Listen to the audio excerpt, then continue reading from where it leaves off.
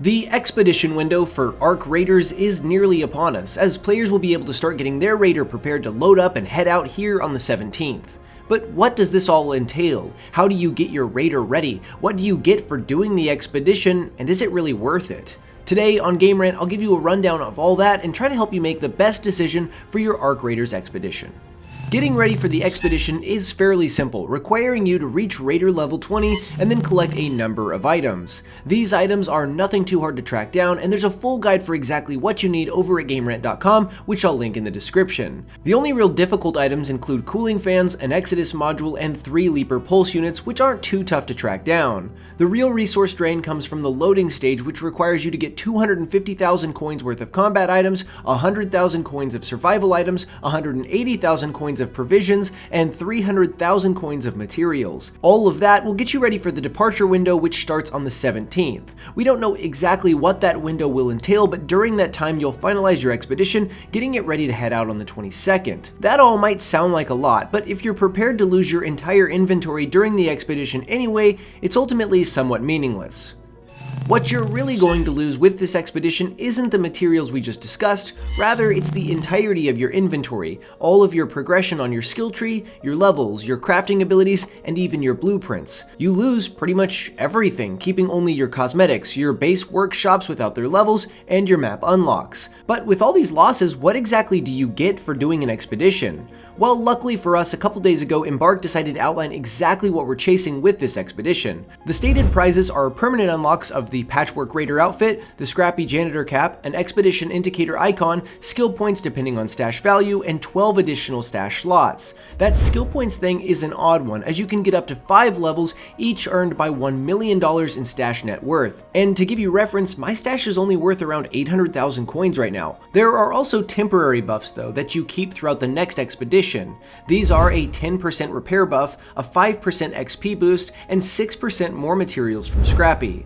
These are all lost though if you choose to not depart on the next expedition, but these can stack if you do. But the question you need to ask yourself before you engage in all of this is it worth it? This is the subjective part, and I'll try my best to be as fair as possible while also giving you my honest opinion. One of the main draws for some players will be the free cosmetic skin. Right now, we don't know exactly what the skin is, but there's a lot of speculation that it was a locked skin that was shown in the server slam just before the game's launch. I won't show it off right now, since it's kind of a spoiler and Embark doesn't want to show it off yet. It's quite similar to the Riot skin, as both feature shorts and a futuristic helmet. I think both skins look pretty goofy, and this potentially being a main incentive doesn't bode well for expeditions. You also get a janitor's cap for Scrappy, which seems cool, but it's a skin that only you can see. Outside of that, there's only one permanent buff, that being the 12 inventory space slots, which seems like not much for how much you're giving up. Yeah, the temporary buffs are cool, but if you don't continue to do every expedition, you lose those buffs.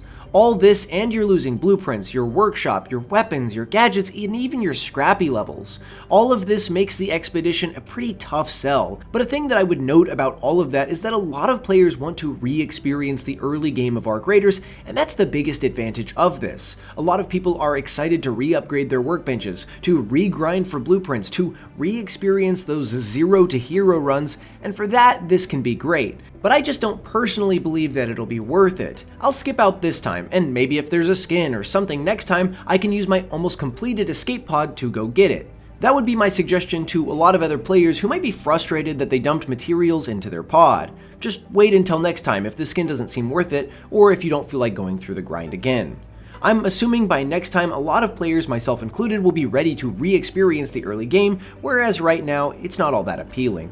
So that is the expedition. It's a key part to the design of Arc Raiders, and hopefully it's able to make some players happy. I think I'm going to skip out on it this time, but I'm excited to see what the future expeditions hold. Your preference on this all comes down to what you want out of Arc Raiders right now. Do you want to keep the good gear you've earned, using it to topple Arc, fight PvP, and craft new weapons? Or do you want to re-experience the early game again, get a free skin, and rework your entire build? That's something you've got to decide for yourself. Will you be going on Arc Raiders Expedition? Let us know down in the comments below, and for everything else, go over to GameRant.com for news, reviews, and articles. That's all, and thanks for watching.